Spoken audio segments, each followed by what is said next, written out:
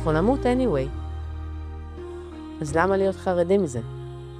קוראים לי שרה פון שוורצה, אני שחקנית, תיאטרון, טלוויזיה.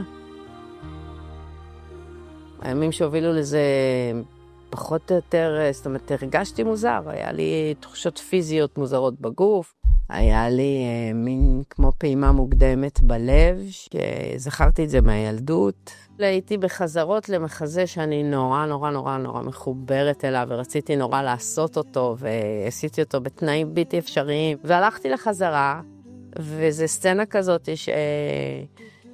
שהשחקנית הראשית היא אומנית וציירת, ומגיע אליה מישהו שהוא אלום קרב בעצם. היה לי מין פיידים כזה בראייה, ואני במלאת התלהבות מסבירה להם, ככה וזה וזה, והאומנית רק מתרכזת באומנות שלה, ולא מתרכזת בכאב האמיתי של הבחור. ואני מסבירה להם וזה, ופתאום אני נופלת. באמצע משפט. והם היו היסטריה. וכל זה נחתך. ומלא דם. ואני בינתיים במקום הלבן. כשהיא התעלפה, היא הגיעה לשם, ישירות. זאת אומרת, היא הייתה באמת בגבול של חיים ומוות. ואני מביטה למטה ואני רואה שאין לי רגליים, אין לי גוף.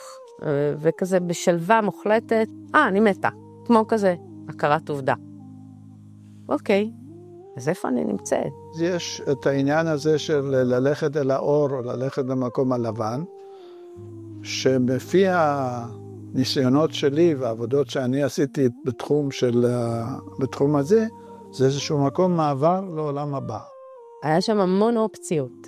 המון אופציות של סיפורים, של דברים, של דרמות, של כעסים, של כמו נטפליקס של סיפורים, אבל אין רגשות ואין התפתחות ואין למידה. לא היה לי דעה על הדברים שקורים. ושחזרתי הנה הבנתי בשביל מה אני חיה. אני חיה בעצם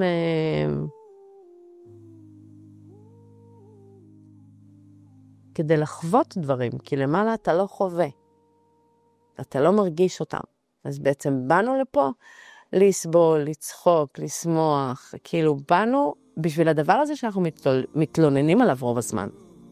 אבל עכשיו כאילו, הנה, פה שכבתי ובלילה הייתי מטיילת פה. וזה כאילו שכבתי שמה, לכולם שכבים פה חצי ושוקקים, חצי סלו, רק אני על שתי רגליים. הרגשת לא טוב שאת יכולה? כן, זה היה כאילו, זה כאילו הייתה שם מטורפת, כי אני שוכבת שם וכולם שם כאילו נזק. ואני על שתי רגליים, אלא כאילו פחד נורא גדול.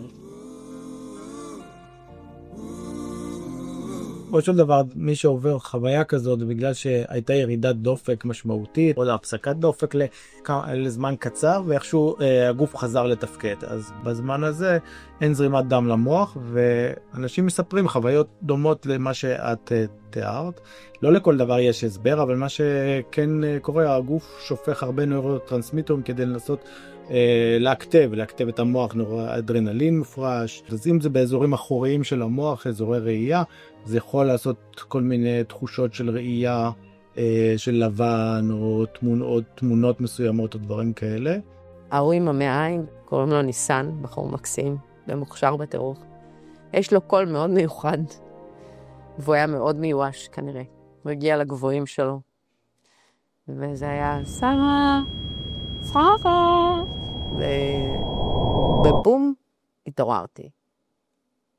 והגבה הייתה מעוטשת, היה המון דם, אבל הייתה איזו אופוריה מטורפת.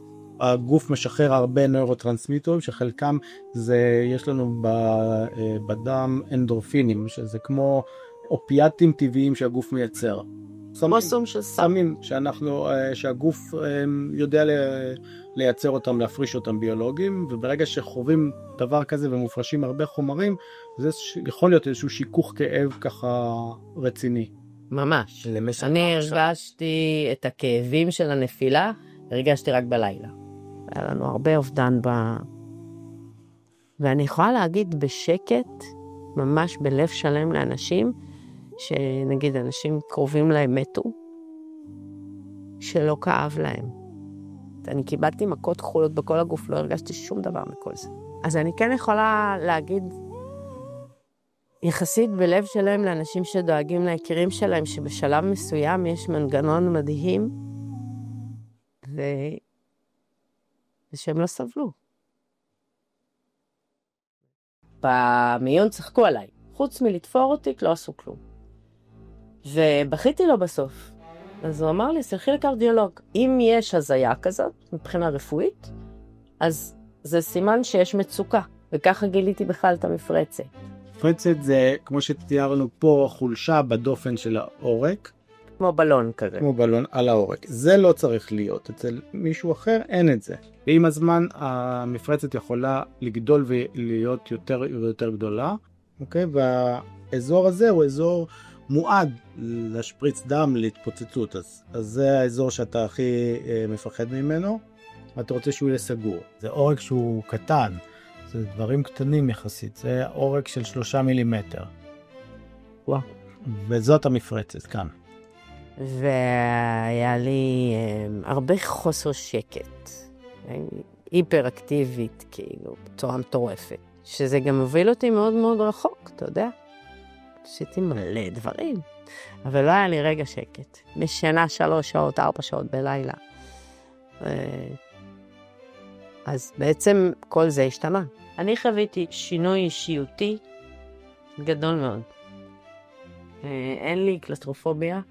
זאת אומרת, היה ואחרי מה שקרה, אין לי. אני יכולה להיכנס ל-MRI, אין לי פחד גבהים, אין לי תקפי חרדה, ואני לא מבינה איך יכול להיות שיש לי איכות חיים עכשיו, אחרת לחלוטין, תפיסות אחרות לחלוטין. השאלה שלי, אם יכול להיות שהמפרצת לחצה על דברים, ועכשיו היא לא לוחצת? אני לא חושב שמדובר במרכיב של לחץ שנגע במקומות מסוימים, זה לא עובד ככה. אני חושב שזה קשור יותר למה שעברת וחווית והתמודדת איתי. זה שינוי של תפיסת חיים. זאת אומרת, ברגע שאתה מצליח לראות את העולם מחוץ לעולם, הרבה דברים משתנים. זאת אומרת, הפרופורציות חיים שלך משתנות.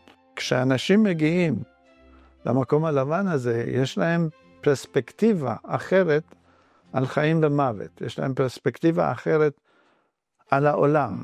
אז כשאתה מפסיק לפחד ממוות, אז אתה מפסיק לפחד מהרבה דברים, כי הפחד מוות זה הפחד אחד המרכזיים בחוויה האנושית.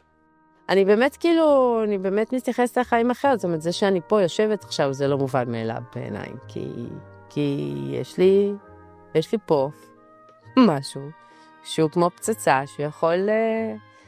אני מאוד מאוד מחויבת כרגע לרמת האושר שלי. חבל שלא ידעתי קודם.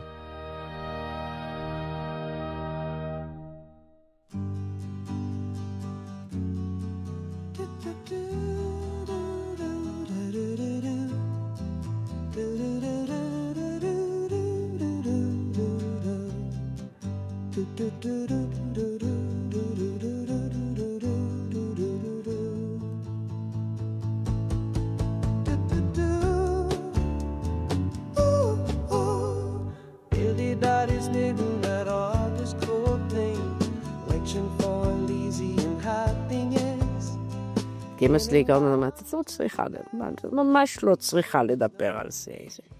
שרה, זה לא... עשית לך שם, למה? זה מאוד מעניין מה שאת מספרת, אבל אולי שלא תדברי על זה קצת. בסדר.